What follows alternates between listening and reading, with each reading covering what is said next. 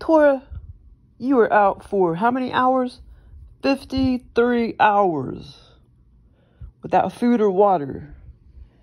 You got a wild hair up your butt and wanted it outside. And she didn't come back for 53 hours. That's over 2 days. 2 days. Tora? She started begging to go out again. Like last night. At 8:15. But she said, no, I didn't let you out either, did I? No, I didn't. But maybe she'll forget about it soon. She only gets this way, it seems like. Oh, you got a flea, baby. I got to check you guys. I haven't checked you in a while. She, yeah, she only seems to beg to go outside in September. That's the month that she loves to try to go outside. Ain't that right? Just sitting here half naked. I'm getting cold though with that damn fan. I'm getting cold. That's why I had to cover up my legs. Getting cold, Tora. But yeah, she was having a blast over there in between the two fences, just staring, being a little loner and staring at everything. You know, hiding like that and just staring at all the woods and the yards and stuff. Well, there's not much woods, but just in between the two fences. She was having a blast, man. And I tried to grab her, and I had her in my hands, you know, about a day later. But then she squirmed out of my hands when I was walking to the garage. So she ended up being out for 53 hours, and that's when she decided to come back because she knew she was hungry and thirsty. Goober butt. So this morning, well... Okay, this experience was, it was a C minus to C plus experience, but still it was fun. It still kind of stayed with me. Okay, so I went to Italy this morning. Joel didn't tell me what town I was in or whatever, because Italy is the country, I think. But anyway. But, okay, the first part of the scenario, I'm not sure if it was the first part of the scenario or a separate scenario. But it was a little odd, and I don't know where the hell I was at. I felt like I was in a strange state, that's for sure. So it started out, it was like, we were out, you know, where there were some roads and a bunch of woods all around the roads. And then, it's like Barbara Lamb dropped me and about 3 or 4 other people off, some guys and girls or whatever, dropped us off, and just kind of left us in this little woodsy area where there's a bunch of roads and stuff, or a couple roads at least, and like I say, it felt very different. Felt like I was in a different dimension. Felt like a different, I don't know what town or state I was in at that point. And it was kind of funny. Some of the other, I know I'm forgetting some shit. Some of the other guys got those metal saucers, snow saucers. And my mom and me, we were just talking about those the other day. How she still had them up in the attic or whatever. And so, basically, they were sliding down on those saucers, but not on snow or anything, just on the road. And so, eventually, I got on my little saucer, my little blue metal saucer, which is actually for snow. But in the scenario, it was just for anything. It was just for the roads or anything. And I was just sliding down. I started sliding down the roads in my little saucer, my little snowmobile saucer. Just boom, boom, boom, boom, boom. And I turned the corner, blah, blah, blah, blah. And, yeah, so that was a lot of fun. And then after that, it seemed like I proceeded to try to find my way back up the hill to where everybody was at. But then I kind of got lost and couldn't find, you know, like find my way back to the other people, to the other, you know, like the other people or whatever. Like we weren't on a crop circle tour, but it was kind of funny. We were on some kind of tour. Barbara Land just kind of dropped us off and just ignored us And then, like I say, I was just kind of like by myself and on my own. And I know I'm forgetting some stuff because there was, like I say, this wasn't a very good experience.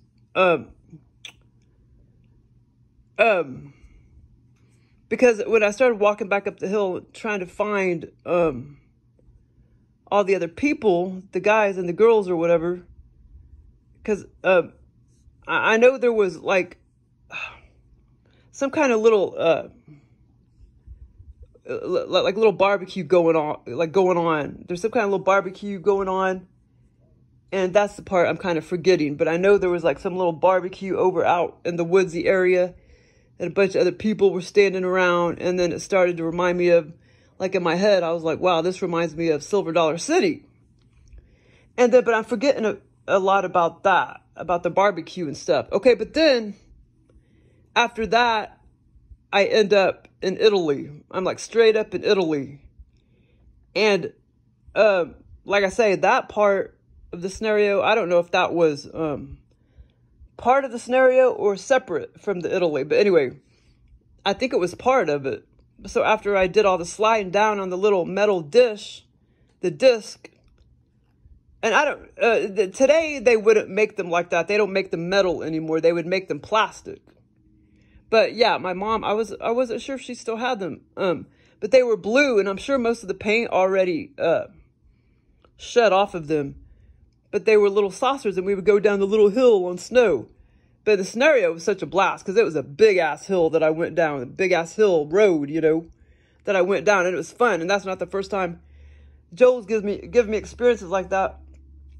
He's given me experiences like that many, many times, like on a piece of cardboard. Like I'd be on a piece of cardboard, and I would go down Parkview Street and like, bam, around the corner. And it would be such a blast in real life. But it seems so natural in the experience. So easy and natural in real life. You wouldn't be able to get on a piece of cardboard and slide down the hill. You know what I'm saying? But in the scenario, it's so natural and easy and fun. Of course, the only way you could easily go down a hill, you know, would be on a bicycle. You know, not no snow disc or not no snow sled dilly bobber or a piece of cardboard. You know what I'm saying? But the aliens are amazing. Okay, so then I know after I kind of got lost and all I saw was woods around and blah, blah, blah, blah. And I was just trying to find the other people because they kind of did their sledding before me, you know, and I knew they were finished and I was trying to find them after I went down the hill and everything and then veered to the right. It was a pretty long hill. And that part of the scenario lasted a pretty decent amount of time. And then all of a sudden, like I say, I see the barbecue and stuff. And then all of a sudden, I'm in Italy. And at that point, it's only me, my mom, and my sister. And then, and it's like we were in like a mall type of thing. Like a mall, but some parts I think was outdoors. Some parts were indoors, some parts were outdoors. And it was me and my mom, my sister walking around. And then all of a sudden, for whatever reason, oh yeah, there was a whole bunch of Italy okay, now I don't know if this is true or not, or if Joel, in some parts of Italy, it could be true. There must be it must be very, very hilly. There must be a lot of hills in some parts of Italy. I don't know. But in the scenario, I knew that the terrain was very, very, what are you doing? Very, very, very, very hilly. Goaty. The terrain was very hilly. And so in this mall, for whatever reason, because as far as I remember, I didn't have to go to the bathroom or anything, but all of a sudden I start walking off by myself. And I start walking down, down, down, and then I go down these steps. I start, you know, from the mall. And like I say, some of the parts was kind of like outdoors as well as enclosed. And I started walking down some steps, and I just kept going down. Then I walked down some more steps and down, down, down. And then next thing. So my point is, this whole mall was on hilly terrain. And, you know, it's actually, maybe Joe was copying off of like the Red Roof Mall in Branson, because I actually did have that on my brain before this experience. But the Red Roof Mall isn't there anymore, but it's kind of on hilly terrain. Yeah, maybe that's why he was trying to copy off of that thought.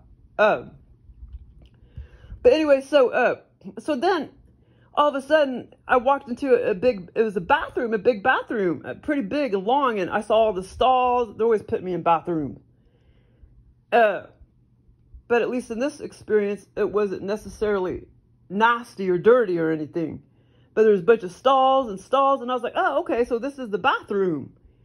Yeah, so I ended up in the bathroom, and I walked back and forth.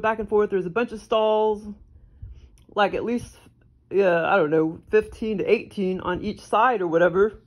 And then eventually I started walking back up the steps, because I was like, okay, I guess I just wanted to see what was down there. And then I realized it led to the bathroom.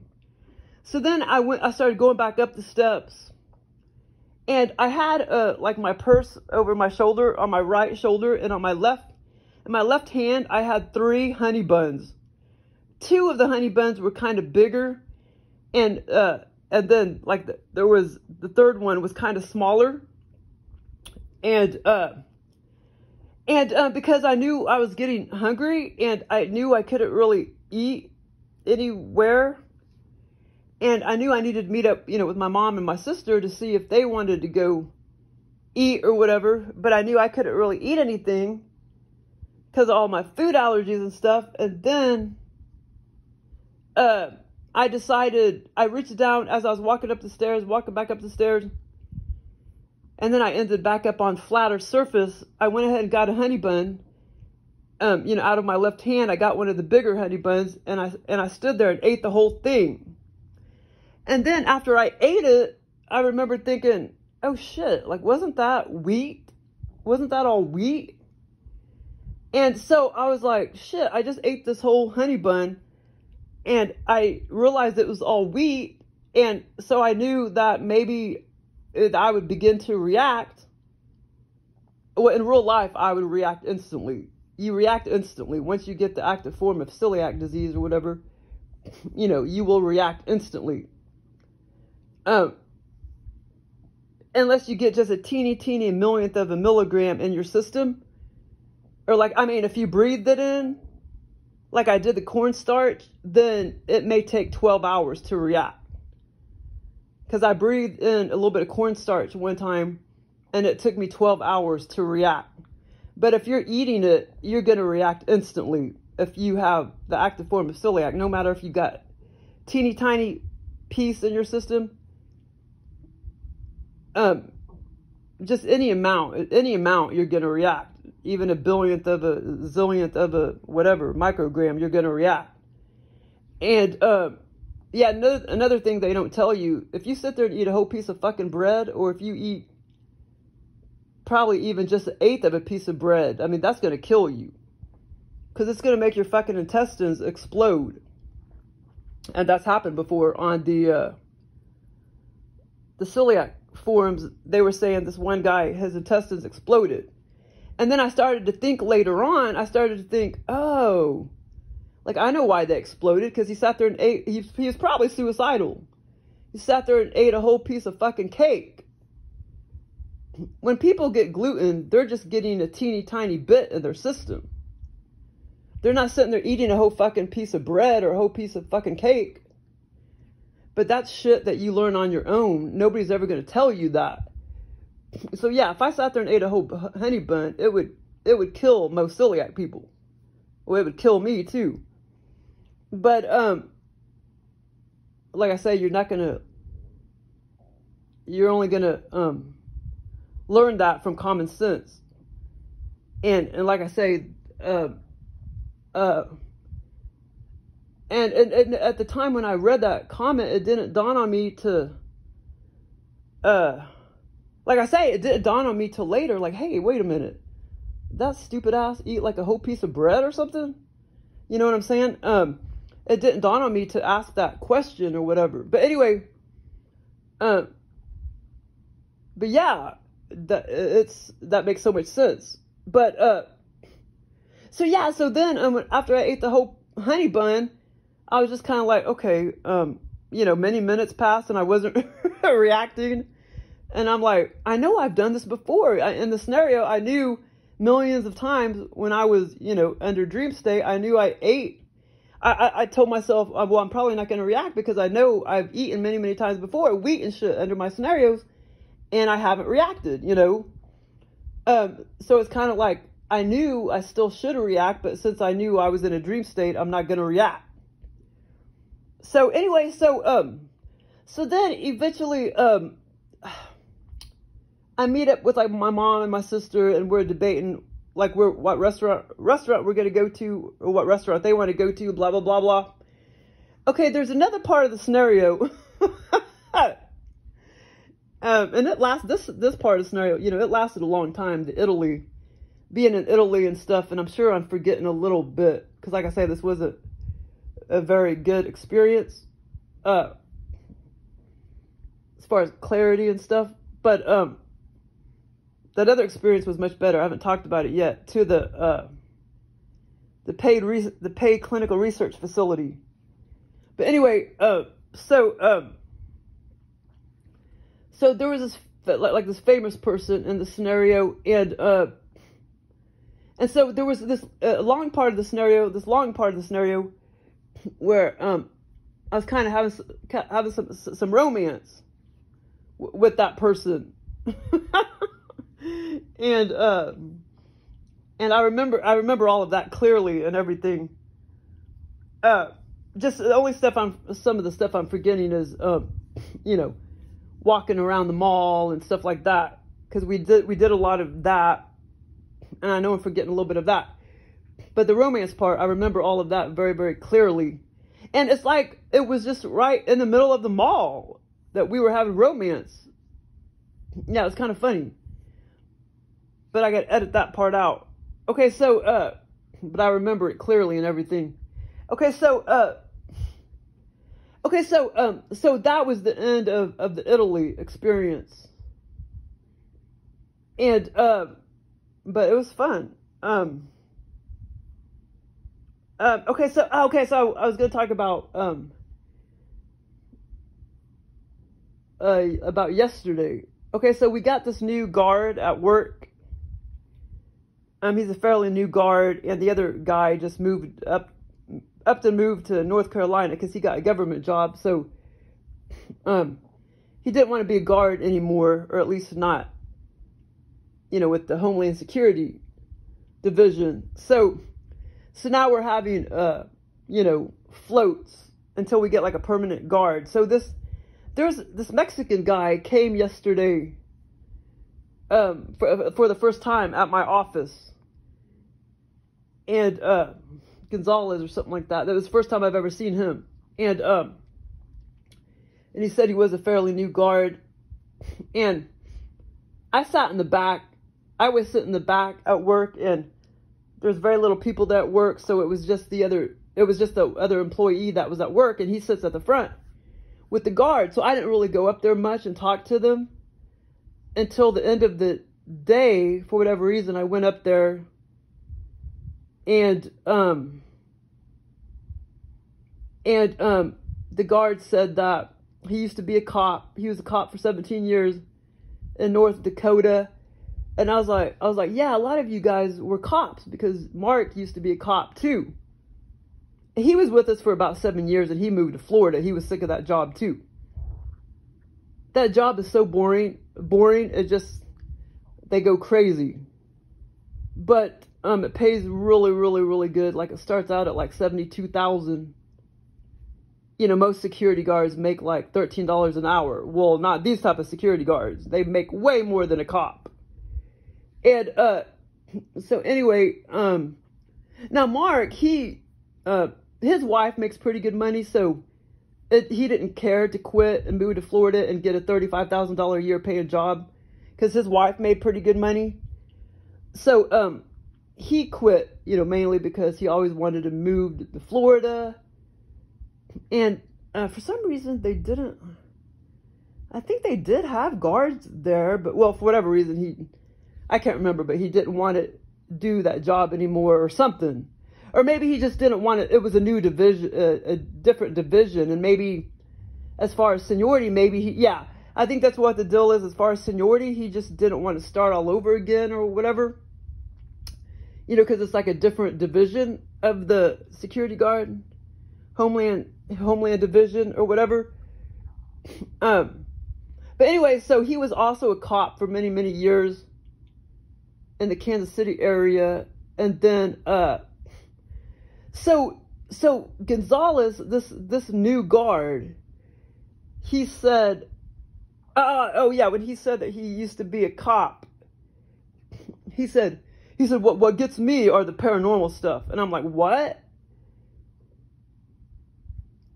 And, yeah, so first of all, I never knew that somebody would call the cops over paranormal activity.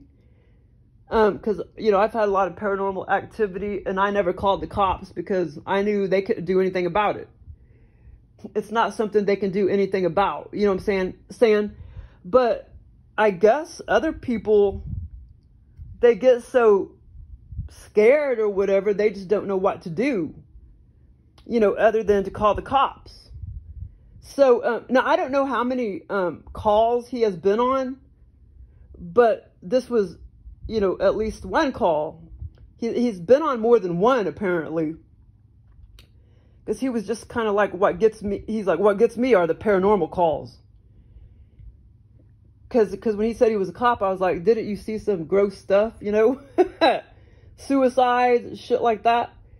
And he's like, oh yeah. He said, yeah, he's seen gross stuff before. And then he said, what gets me are the paranormal calls. Okay, so in North Dakota, he went on a call. It was kind of out in the country. He went on a call, and he kept leaving. The people called him back like for the fourth time. The dispatcher kept calling the cop, or, you know, Gonzalez, and say, well, they called again, so go back to the house. He would leave again. The cop would leave again. And the dispatcher would say, okay, well, they're calling again, so go back to the house. Basically, aliens were in their fucking house, and they were right up in their freaking face. Except they were invisible, of course. And this was in North Dakota. And I did ask him, you know, how long ago was that? Which didn't matter at all. But he said 2012. And so basically, okay, he said the grandfather or something like that gave them the house. And they were just moving in or something like that. So it was like a man, woman, and the cop, Gonzalez or whatever, the cop, he said there was at least five kids and like a, you know, husband and wife and like 5 kids.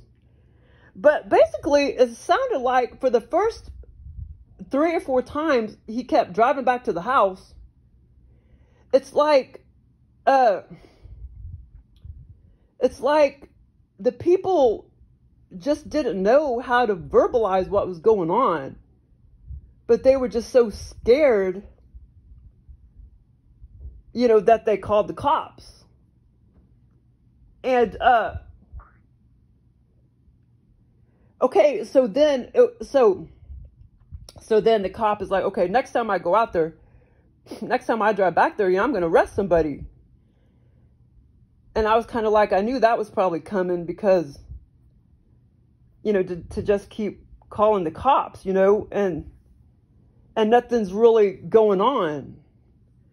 Okay, so the 4th time, so the cop said he would be like 5 miles down the road or 3 miles down the road. And then he would keep having to go back. Okay, so,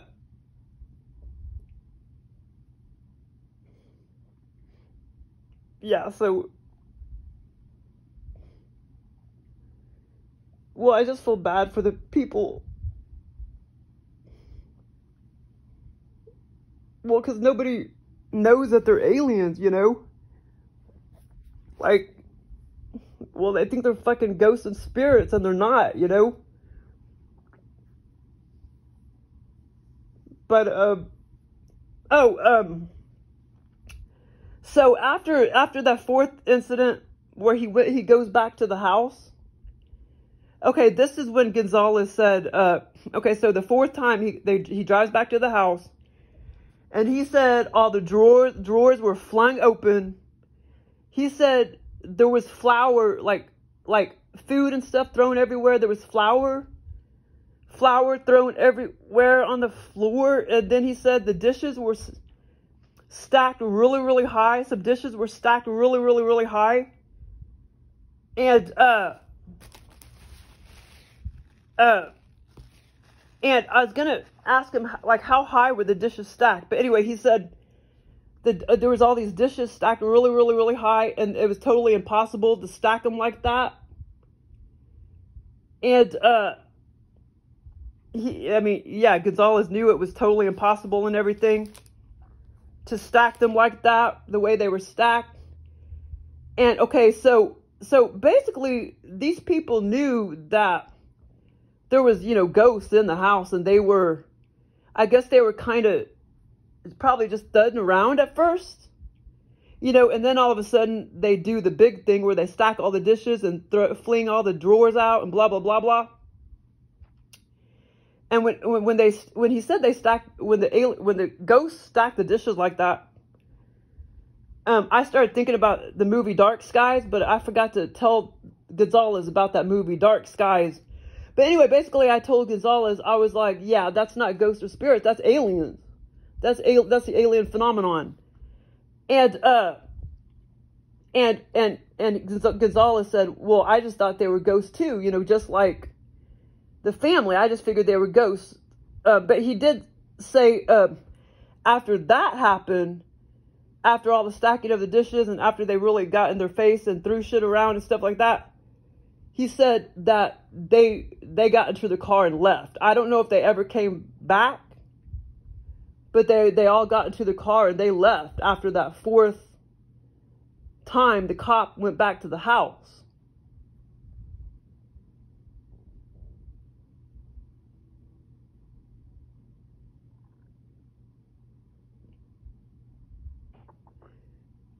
Yeah, so basically,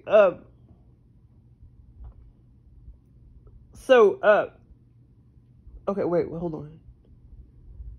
Yeah, and I was like, I asked Gonzalez, I was like, what? I said something like, you mean all those other times you went back to the house, there wasn't a lot of that, or not a lot of that, the drawers out, and no, I think I think what the deal was, the aliens kept doing stuff like little by little, because he did say something about the first or second time, some of the drawers were already flung open, but it was that fourth time, that's when all hell broke loose, and it was just a matter of 5 minutes before, that fourth time, 5 minutes before the cop got to the house, that's when, bam, like the aliens threw all that shit all around the kitchen, stacked the dishes really high, which that's, if you watch Dark Skies is very, very accurate about aliens. And they've done stuff like that in this house, stacked some stuff and shit. Put my little my stuffed rabbit upside down and wedged it, and stuff like that.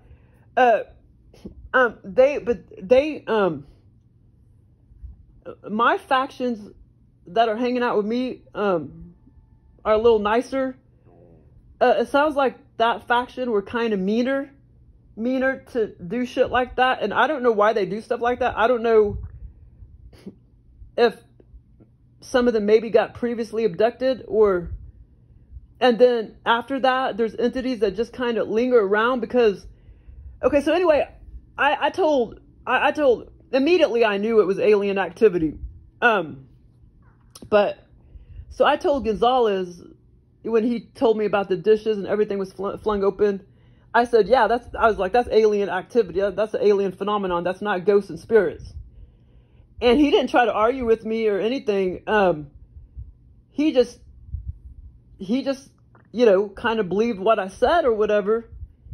And I told him I was physically abducted in 2013. And I told him that they just come with the package when everybody's born, and the aliens get active certain times throughout their life.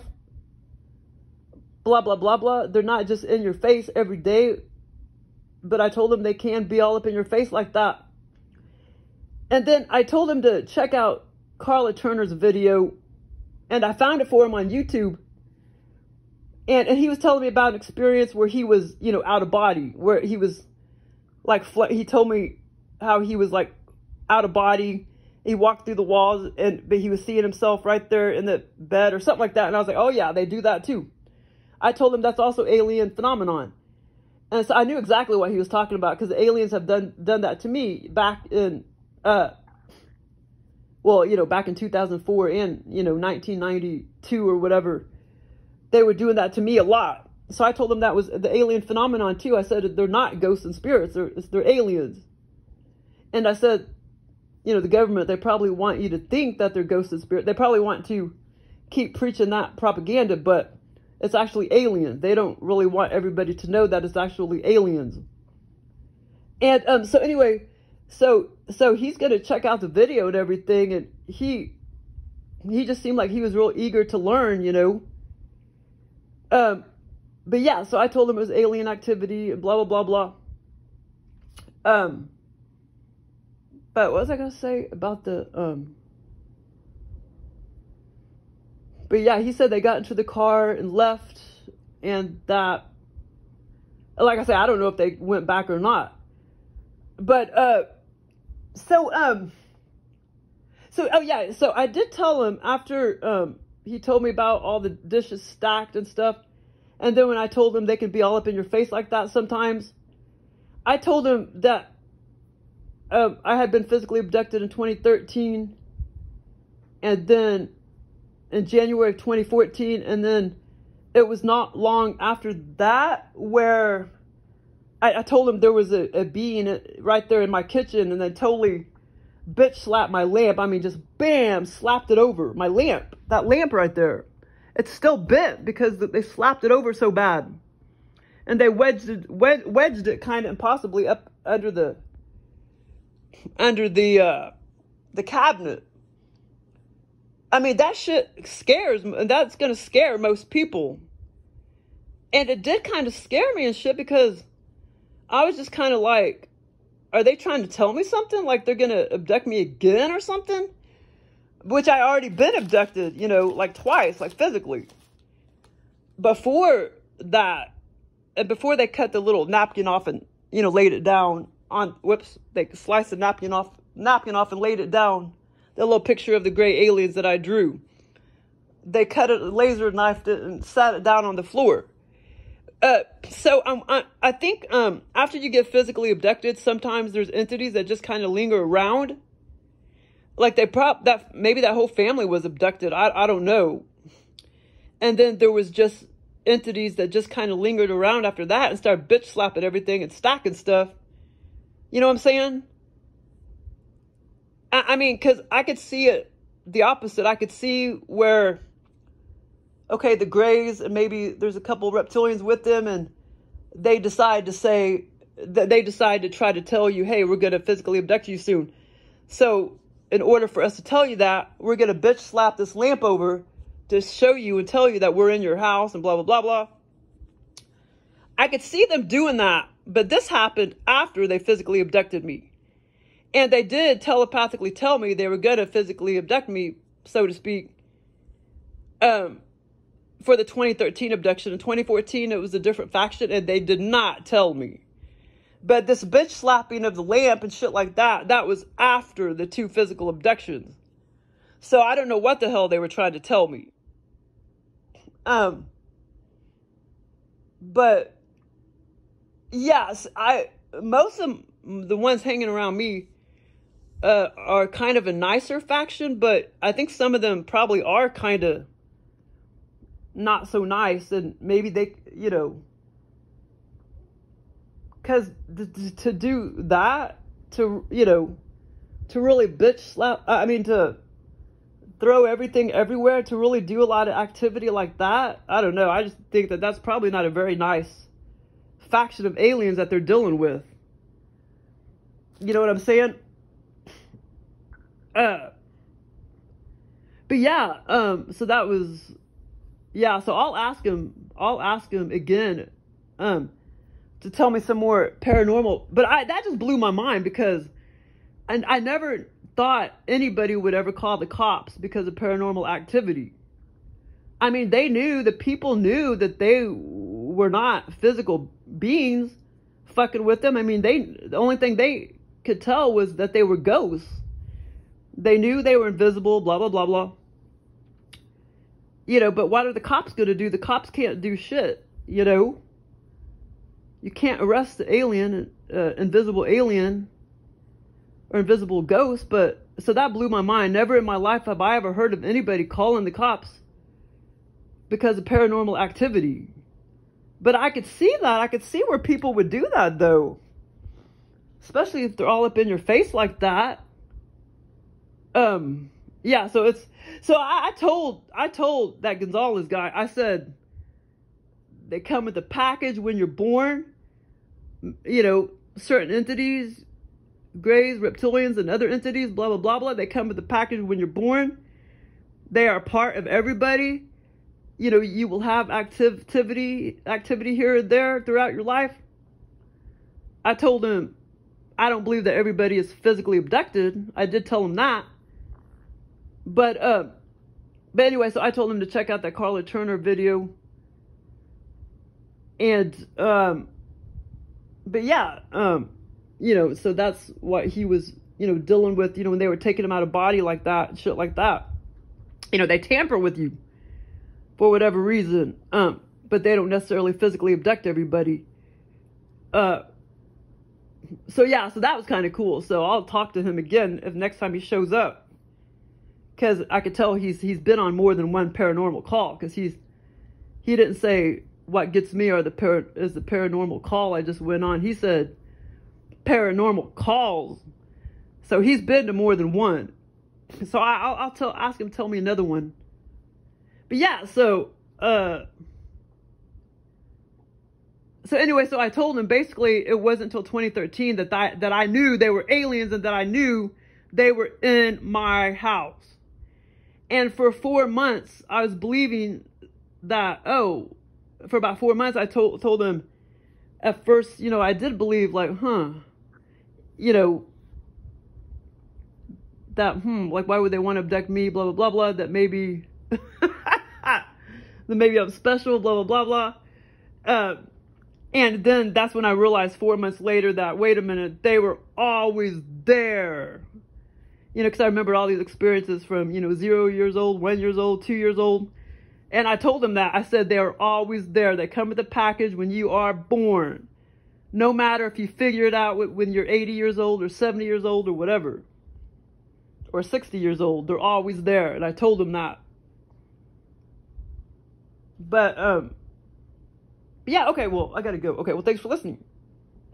But yeah, no, it's just sad because everybody thinks they're ghosts and spirits, and if they only knew who they were, you know, they can contact some of these good beings, you know, and they'll give them anything and everything. I mean, they tried to make me a millionaire when I was 24 years old, and I don't know. Well, of course, I was slave to the Matrix back then. I didn't know what all those fucking numbers. I mean, there was a thought in the back of my head, like, what if they're lottery numbers? Well, they were lottery numbers, and every single one of those motherfuckers hit.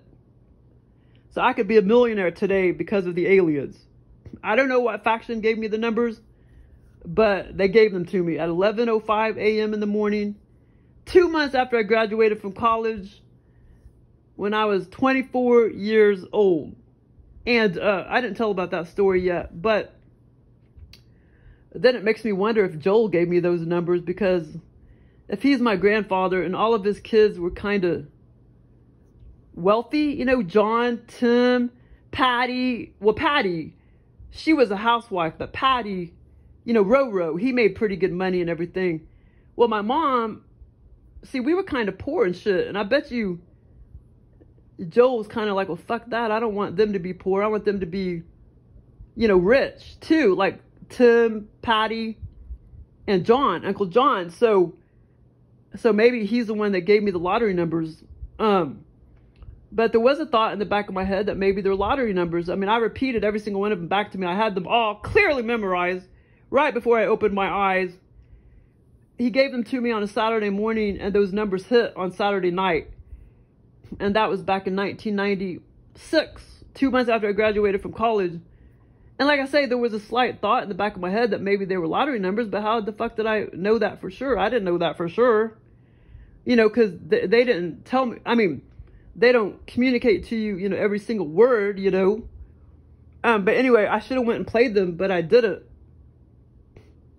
Well, and that leads me to another thought, that there could be a reason why I didn't go up there and buy the lottery ticket. But that leads me to a second thought, but I don't know. That's just a wild thought. But anyway, I don't know if I'll elaborate on that. Thanks for listening. But yeah, people just don't realize how these aliens can help you. I mean, as far as giving you all these lucid dreams and out-of-body experiences, you know, they're fucking blast. And how they tell you to put on your seatbelt when you hadn't been wearing it for 8 fucking months.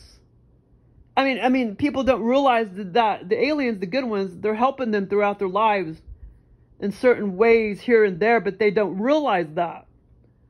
That's the sad part. I mean, I know there's some mean motherfuckers out there, aliens, but a lot of them aren't and are very helpful. And, you know, and a lot of times they'll help people win the lottery and shit. You know, it's not just me. Okay, well, thanks for listening.